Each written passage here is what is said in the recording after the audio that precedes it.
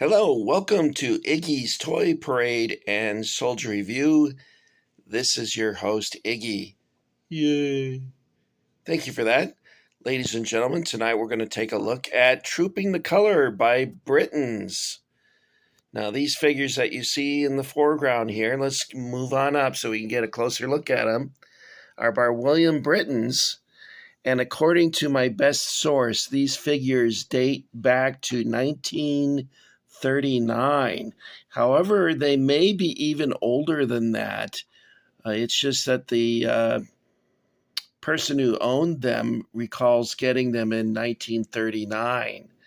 Now, the person in question is a friend of my brother, and his father owned these as a boy. His father went through the Blitz during World War II. He was a young boy at that time and experienced the Blitz firsthand. Many of the children were evacuated from cities in advance of the Blitz. However, there were still some that experienced it. Now, I'm not sure if my brother's friend's father did that, but I think, if I'm not mistaken, my brother said that he talked about it. So there's a good chance of that. In the background here, we see Trooping of the Color. Can you imagine how many bears died in order to make this headgear? I mean, that's quite a number of bear skins that you see there.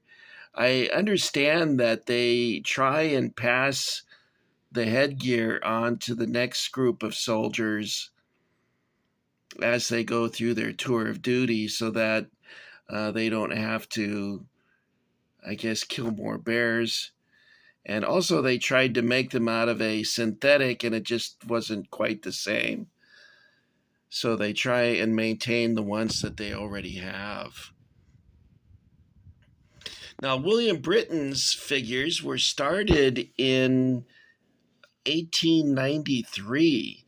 Now, for Iggy to talk to you about Britton's, it's kind of like a moron teaching the class, because there's guys out there who know way, way more about Britton's than I ever have. I have the only metal Britton's that I owned were some that I bought in 1989 when I was in England, and I bought a set of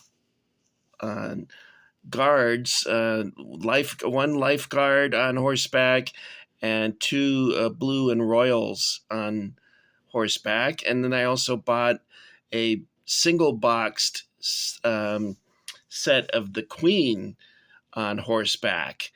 And I unfortunately sold those about 20 years after the fact, when I was unemployed. And I remember receiving about what I paid for them originally.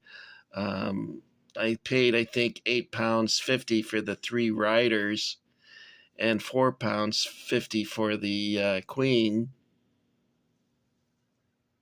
It reminds me, when I was in Scotland, I bought a poster of Queen Elizabeth, and at Stirling Castle, there was two Scottish soldiers that were on duty, working the little sales shop, and these guys were like scary. They were big, tattooed, and mean looking, and the guy says to me, "Why do you want a picture of that old hag?" And I'm like, no, that's not how he said it, though, is it? "Why do you want a picture of that old hag?" "Why do you want a picture?" I can't say a Scottish accent. Never mind. Anyway, they seemed satisfied when I said, well, it goes nicely with a chair that I have.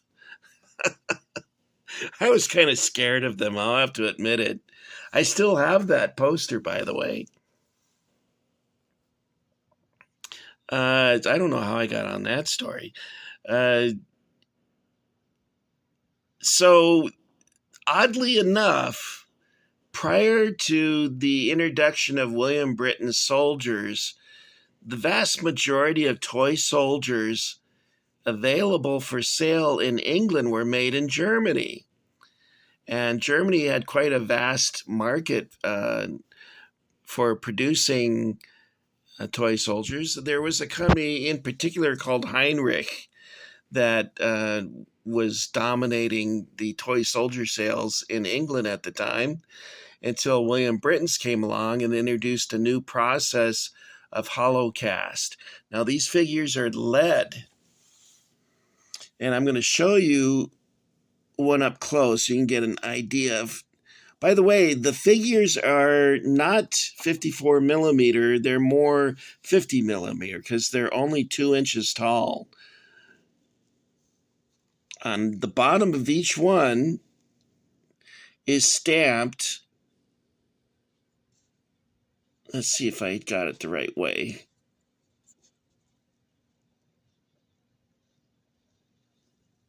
I can't even see that, guys. I did look at one before I started the video. And here we go. I think I can see this one. And it says on here, Britain's Limited, or LTD, and it says England. And you can see that it's not made of pewter, but it's made of like lead material. Now, these were hand painted you can see that the paint on here is fairly worn.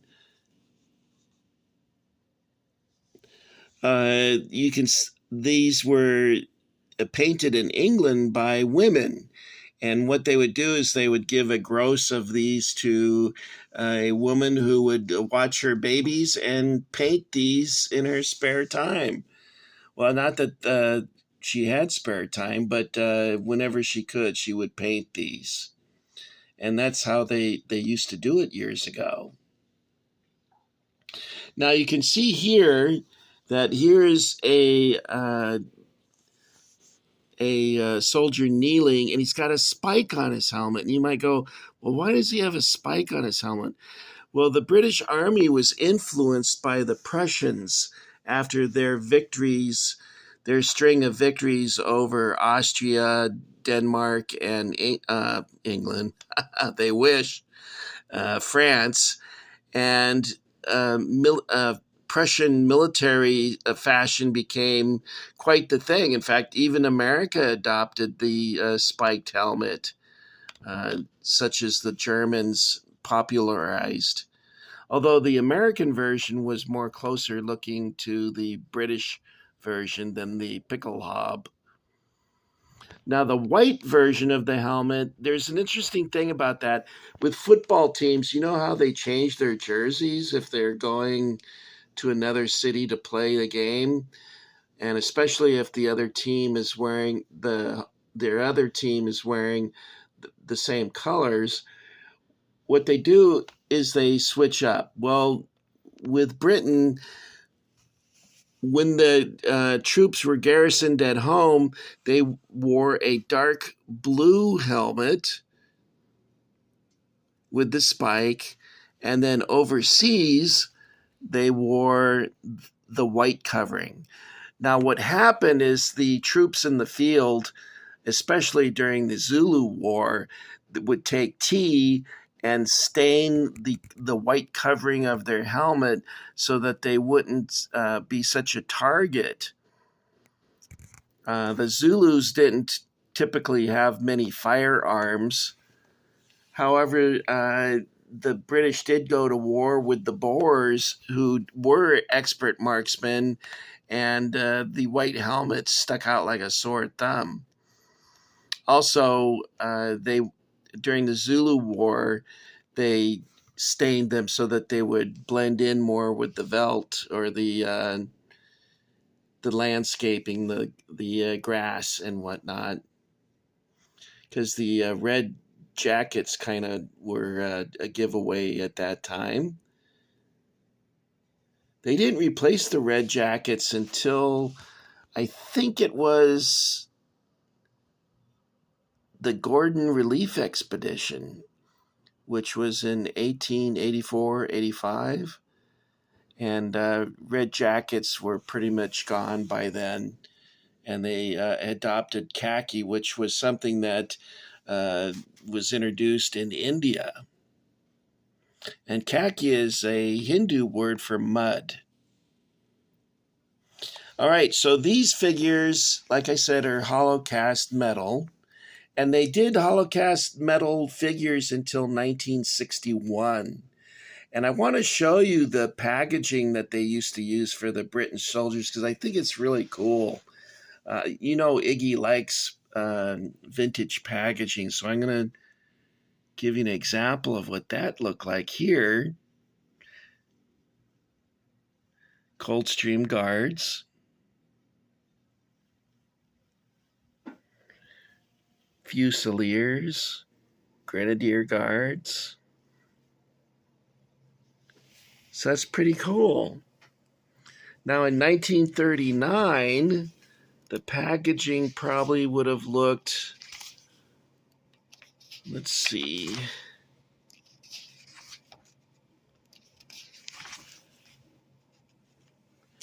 And I haven't read this book yet.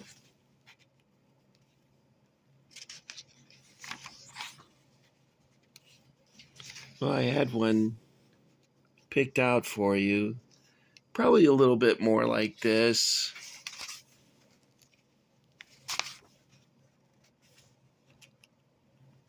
Like this. I wouldn't mind if they packaged plastic soldiers like that. I think that'd be cool.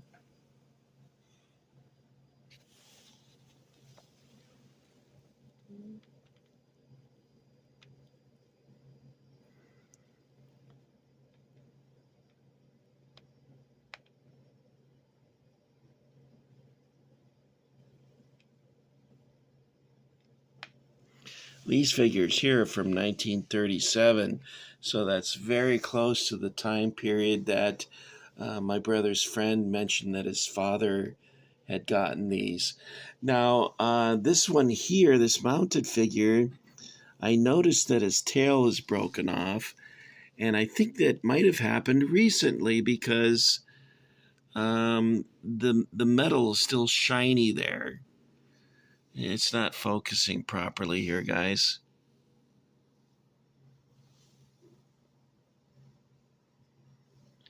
So the tip of the tail is snapped off, and it looks like there's some paint worn off there as well.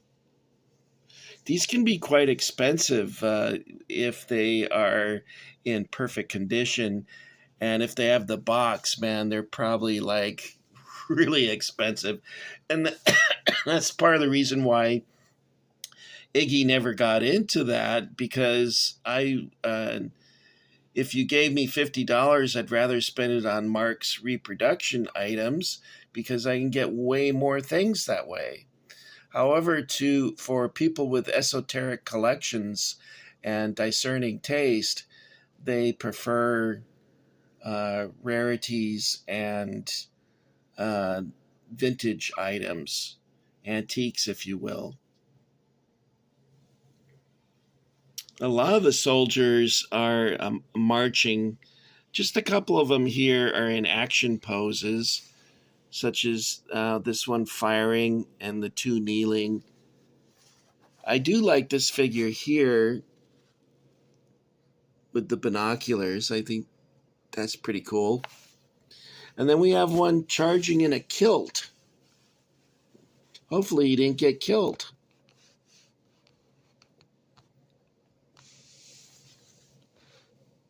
At one time, all their soldiers had gaiters, and decided to do away with that and give them these trousers, presumably because it was probably easier to paint them that way.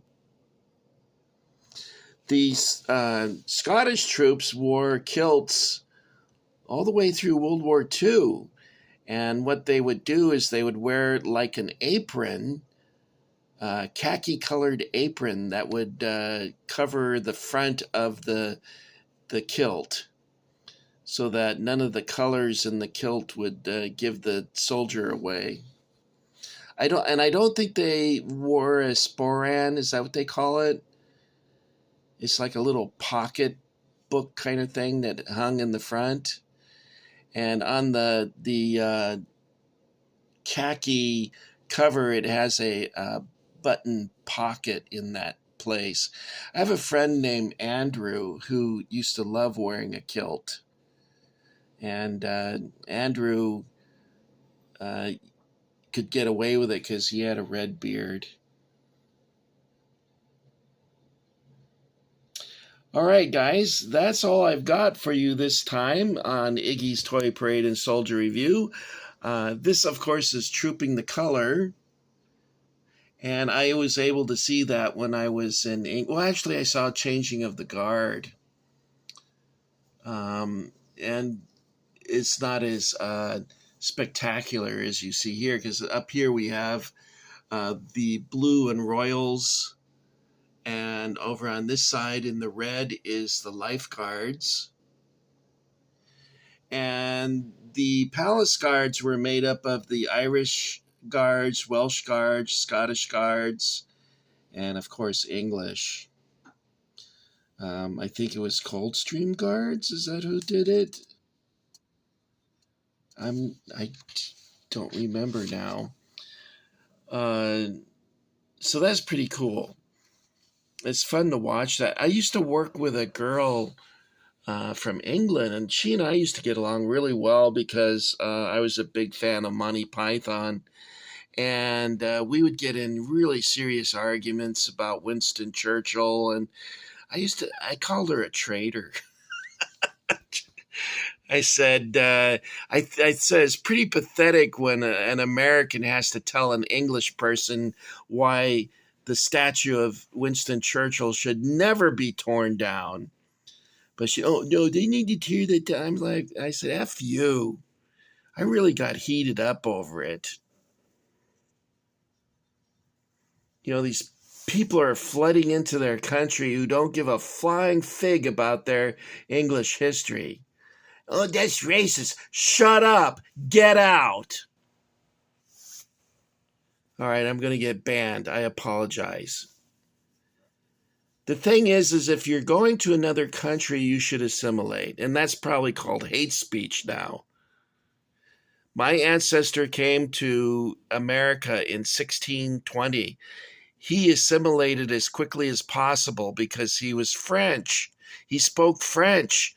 They were the sworn enemies of the English, yet he settled in an English colony and learned English as rapidly as possible so that he could fit in. And that's what people should do. Otherwise, don't move there. Stay where you are if that's what you want. And I think you should be proud of who you are and your language and your culture. But I don't think you should inflict it on other people. And by the way, I don't think the English should be doing that either. Someone said, well, you're an imperialist. I said, now we're getting into a rocky road. I don't want to get into that stuff because all it's going to do is upset people and get me hate mail. I think the time of empires should have been over in 1900. It lasted another 50 years. And I think empires should have ended, well, at least after World War I. And they shouldn't have given those people such a hard time about wanting their independence. Of course they want their independence. Everyone wants their own country. And that's just logical. Like the Czechs and the Slovaks, they split up because they wanted their own culture, their own identity, their own way of doing things. And I agree with that 100%. I love diversity. But that does not mean you invade other countries to make them like you, the one you left. That's not diversity. That's the enemy of diversity. Well, I'm going to get some heat for this one. I'll stop. I don't want to offend anyone. I really don't. there's a lot of different ethnic groups that subscribe to my channel, and I don't want to offend any of those people. And I'm glad they're here to celebrate soldiers, because that's something that they and me and you can all celebrate. And I'm grateful that we have that in common, so that when we get together at Roy's Ranch for our barbecue, uh, we can all laugh and joke and talk about our collections and share our happiness. And that's the way the world should be. Uh, Someone said, well, you sound like a racist. Yeah, that's why the girl that I have a crush on right now at work is Mexican. Oh, I'm so racist. She's beautiful, by the way, but I don't have a chance in hell with her. I'm not even gonna hint at wanting to go out with her, because she's way beyond my league. She's just way too pretty. Anyway, that's all I got for you this time. Thank you for coming along and getting iggy with it. And apart from that little rant I did at the end, I hope you enjoyed the video. And I will see you again in my next one. So let's go down to Roy's Ranch. I really want to see Trigger, because I was watching a John Wayne movie the other night. I'll talk to you about that in the next video. And I feel like I need to pet a horse.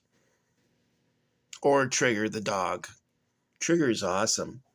By the way, Trigger was Roy and Dale's dog. He wasn't like a stunt dog or anything. He actually belonged to them. And so when filming was done, he would go home with Roy and Dale. So he was an awesome dog. Anyway, that's all I got for you guys. I'm going to run because I have to see the Trooping of the Color. Bye.